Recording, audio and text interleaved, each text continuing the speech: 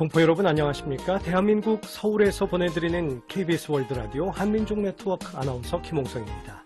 7월 24일 수요일 한민족 네트워크 출발합니다.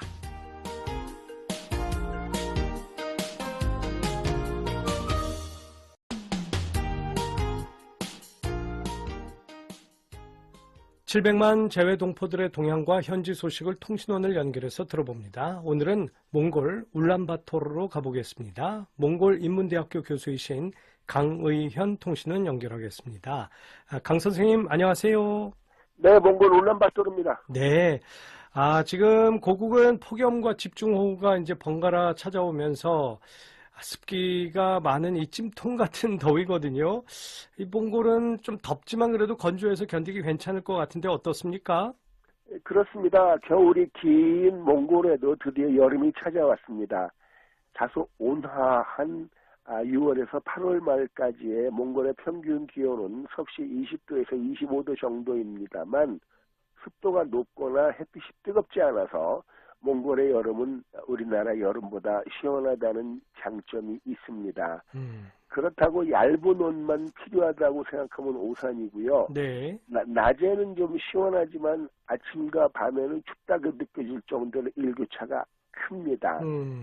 바야흐로 7월의 한복판에 서 있는 몽골 하늘 위로 몽골의 태양이 이글이글 익어가고 있습니다. 몽골의 태양이 이글이글 익어가는데 이 최고 기온은 뭐 한 25도에서 뭐 30도를 넘는 경우는 별로 많지는 않은 모양입니다. 그렇죠.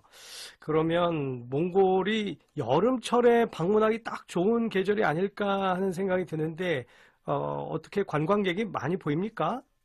그렇습니다. 해마다 6월부터 8월까지의 3개월은 몽골을 방문하는 외국인들이 증가하는 계절입니다.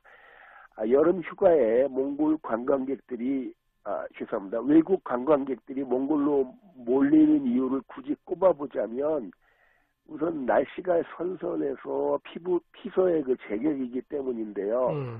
몽골의 6월부터 8월까지의 최고 기온은 섭씨 20에서 25도 정도고요. 네. 한국의 늦봄 기온과 비슷하죠. 그러네요. 둘째로는 밤하늘의 무수한 별들을 감상할 수가 있기 때문인데요. 몽골의 평균 고도는 해발 1,500m로 우리나라의 강원도 오대산과 비슷한 높이입니다. 그만큼 하늘과 가깝습니다. 게다가 몽골의 수도 울란바토르를 벗어난 초원지대에는 대기 오염이 전혀 없습니다. 주변에 불빛도 전혀 없습니다. 오로지 그 칠흑 같은 어둠 속에서 별들만이 선명하게 반짝입니다. 세 번째는 그 눈이 확 뜨이는 드넓은 초원이 펼쳐져 있기 때문인데요. 빌딩에 둘러싸여 좁아진 시야에서 벗어나 초록 벌판을 보면서 시야와 생각을 넓힐 수 있는 것이죠. 저는 대한민국 국민들의 몽골 방문을 환영합니다. 말씀만 들어도 몽골 초원에 가서 드넓은 그 파란 정말 풀밭도 보고 싶고 또 밤에는 쏟아지는 별빛도 감상하고 싶다 이런 생각이 드는데 말이죠. 여름에는 특히 몽골에서 가장 유명하고 큰 축제인 나담 축제도 열린다고 말씀을 들었어요. 최근에 끝났다면서요? 이게 어떤 축제입니까? 그렇습니다. 이 나담 축제는 해마다 7월 11일부터 13일까지 3일 동안 열리고요. 종목은 씨름, 말타기, 그리고 활쏘기 등 3가지의 전통 경기가 주를 이루는데요. 예. 이 세 종목은 지난 2010년 유네스코 인류 무형문화유산으로 등재된 상태입니다. 몽골의 나담 축제의 나담이란 낱말은 놀이라는 의미이고요. 놀다 또는 즐기다라는 뜻을 가진 몽골어 동사 나닥에서 유래했습니다. 몽골은 지난 1921년 몽골의 사회주의 혁명 이전에 7명의 몽골 봉건 제후가 주최해오던 전통적인 그 행사를 나담 축제로 승화시켜 오늘까지 이어오고 있는데요. 내년 몽골 나담 축제도 역시 같은 날인 내년 7월 12일에 개막될 예정입니다. 네. 전 세계를 호령했던 이 몽골 제국의 기계를 볼 수 있는 축제, 이 나담 축제라는 말씀인데, 글쎄 우리 몽골의 한인 동포들은 이 축제를 어떻게 즐기시는지 참 궁금합니다. 그 나남 축제 당일 아침 몽골 사람들은 호떡 크기의 밀가루 반죽에 쇠고기 소를 넣고 기름에 둘러 튀긴 호쇼르라는 음식과 말젓을 발효시킨 락이라는 마요주를 식탁에 올려놓고 식구들, 손님들과 같이 먹으면서 하루를 즐깁니다. 그 축제 개막식 당일에는 길거리에 차들이 엄청나게 밀리게 됩니다만 몽골 국민들은 주로 집에 머무르며 TV를 시청하는 게 상책입니다. 물론 경기장에 가는 사람도 있습니다. 네네. 한편 그 몽골 한인 동포들도 해마다 보는 행사이기 때문에 주로 TV 시청을 하긴 합니다만 한국에서 관광차 온 친지들이나 지인들이 있을 경우에는 미리 예매를 해서 개막식 현장으로 가서 자리를 같이 하곤 합니다. 그렇군요. 자, 다음 소식도 흥미로운 소식인데요. 이 몽골에서 활동한 독립운동가 이태준 선생을 기리는 이태준 기념관이 울란바토르에 생긴다는 아주 반가운 소식이네요.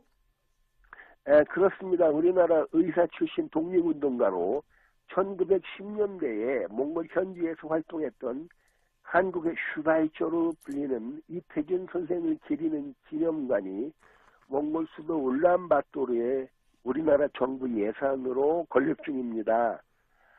국가보훈부는 총 사업비 19억 6천만 원을 들여 지하 1층, 지상 2층 규모의 이태준 기념관 완공을 올해 말까지로 목표로 해 진행 중에 있습니다. 예.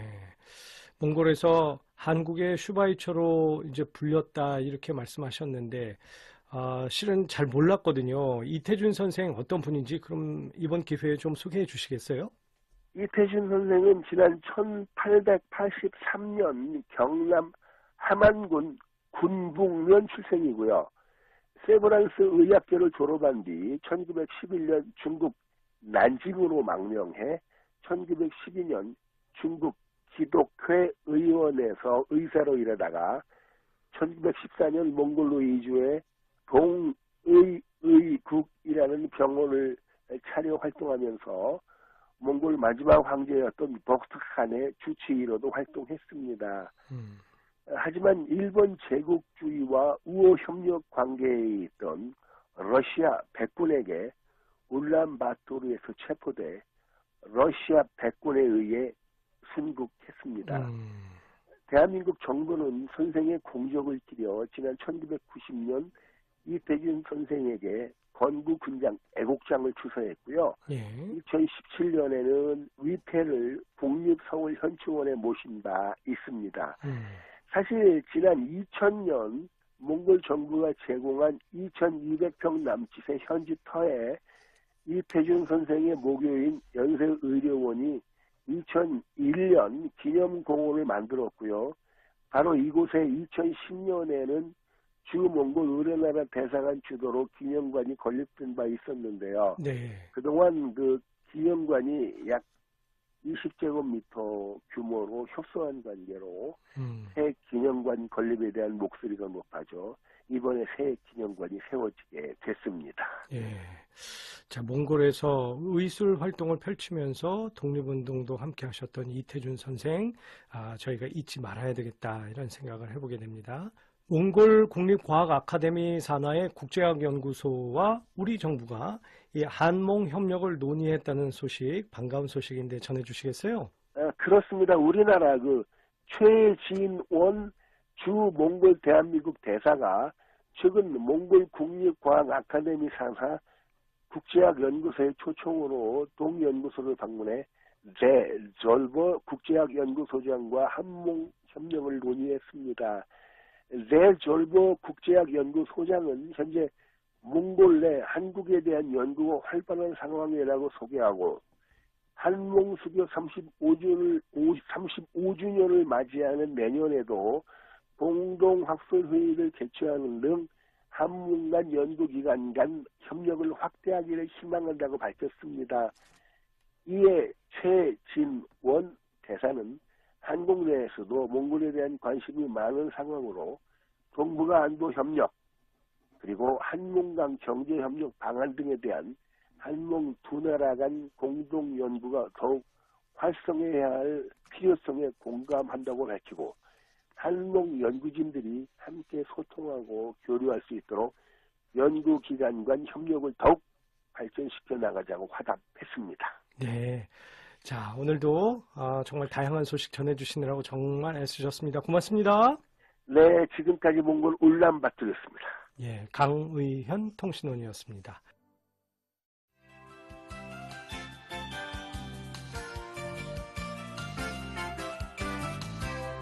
지금 여러분께서는 대한민국 서울에서 보내드리는 KBS 월드라디오의 한민족 네트워크를 김웅성 아나운서의 진행으로 듣고 계십니다.